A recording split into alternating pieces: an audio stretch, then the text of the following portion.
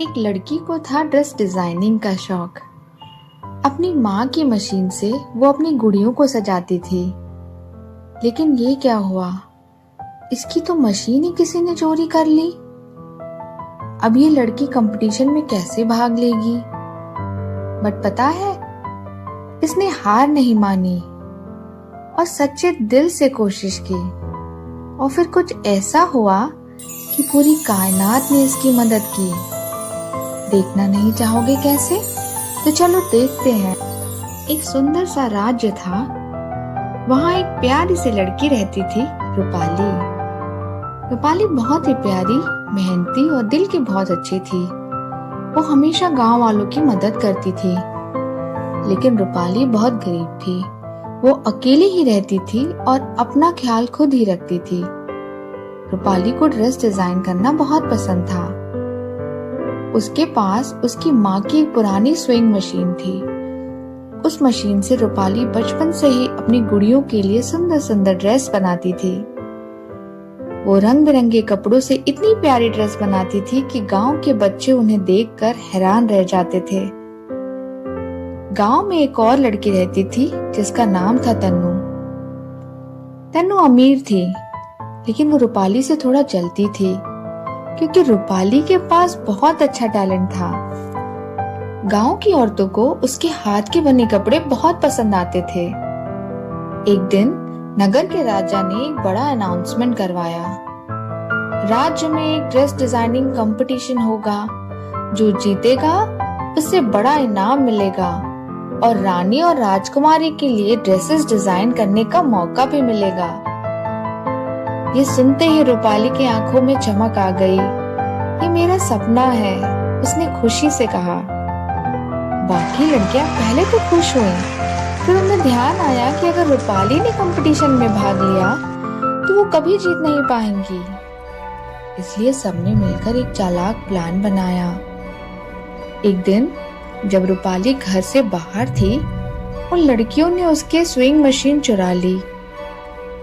जब रूपाली घर वापस आई तो उसने देखा मशीन गायब थी। अब मैं कंपटीशन के लिए ड्रेस कैसे बनाऊंगी? मेरे पास तो मशीन ही नहीं है। रूपाली ने हिम्मत नहीं हारी। रूपाली ने सोचा, मैं फिर से पैसे जोड़ूंगी और नई मशीन खरीदूंगी। उसने अपने बैकयार्ड में सब्जियां उगाना शुरू की। पेड़ों के फूल और सब्जियां बाजार में बेचने लगी। वो हर दिन थोड़ा थोड़ा पैसा जोड़ती थी। काफी दिनों की मेहनत के बाद जब उसने पैसे गिने, मशीन खरीदने के लिए पैसे पूरे हो गए थे। रूपाली बहुत खुश थी। तभी अचानक दरवाजे पर दस्तक हुई। दरवाजे पर एक बूढ़ी अम्मा खड़ी थी। उनके साथ एक बीमार बच्चा भी था। अम्मा ने कहा, बेटा, मेरे पास इस बच्चे के इलाज के पैसे नहीं हैं। क्या तुम मदद कर सकती हो? रूपाली ने एक पल के लिए भी नहीं सोचा। उसने अपने सारे पैसे उन्हें दे दिए। अब रूपाली थोड़ा परेशान थी। वो एक पेड़ के नीचे बैठकर सोच रही थी, अब मैं मशीन के लिए पैसे इतनी जल्दी कैसे जोड़ पाऊंगी। तभी अचानक एक ग्लोइंग बग्घी उसके सामने आकर रुकती है। उसमें से एक प्यारी सी फेरी बाहर आती है। फेरी रूपाली से मुस्कुरा कर कहती है, रूपाली, तुम्हारा दिल बहुत बड़ा है। मैंने देखा कि तुमने अपनी जरूरत के पैसे भी बिना सोचे उस बूढ़ी अम्मा को दे दिए।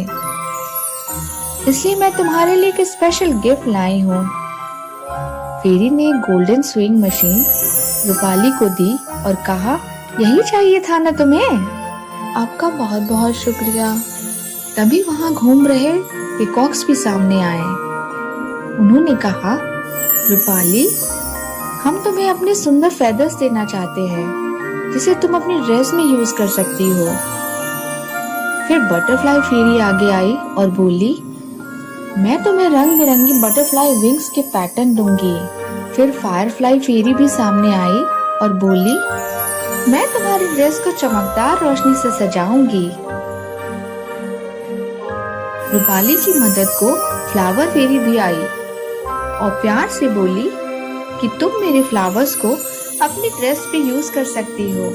वो तब तक नहीं मुरझाएंगे जब तक तुम नहीं चाहोगे। रूपाली ने अपनी मेहनत से और सबकी मदद से जादू जैसी सुंदर ड्रेस बनाई। आखिर आ ही गया कंपटीशन का दिन। सभी लोग महल में इकट्ठा हुए।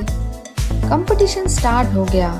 सभी लड़कियां अपनी अपनी बनाई ड्रेस पहन के राजा रानी के सामने आती गईं। उधर रूपाली महल में आने को अपने घर से निकल चुकी थी।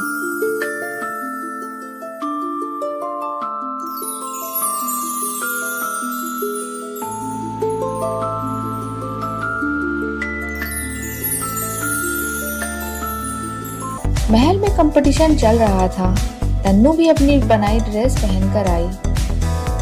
इधर रूपाली अपनी चमकदार सुंदर ड्रेस पहनकर महल की सीढ़ियां चढ़ते हुए महल में जा रही थी।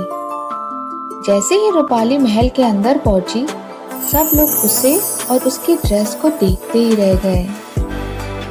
ड्रेस इतनी सुंदर थी कि पूरा हॉल तालियों से गूंज उठा। राजा रानी भी रूपाली को देखते ही रह गए, पर राजकुमार की नजरें तो रूपाली से हट ही नहीं रही थी। रूपाली ये कंपटीशन जीत गई। राजा रानी रूपाली को विनर ट्रॉफी देते हैं। रूपाली बहुत खुश होती है। राजकुमार को रूपाली बहुत पसंद आती है और वो सबके सामने रूपाली को शादी के लिए प्रपोज करता है। रूपाली प्रपोजल एक्सेप्ट करती है और दोनों की शादी हो जाती है। तो देखा बच्चों, सच्चे दिल से की गई मेहनत और अच्छाई कभी बेकार नहीं जाती। और जब हम सच्चे दिल से कोशिश करते हैं तो पूरी कायनात हमारी मदद को आती है।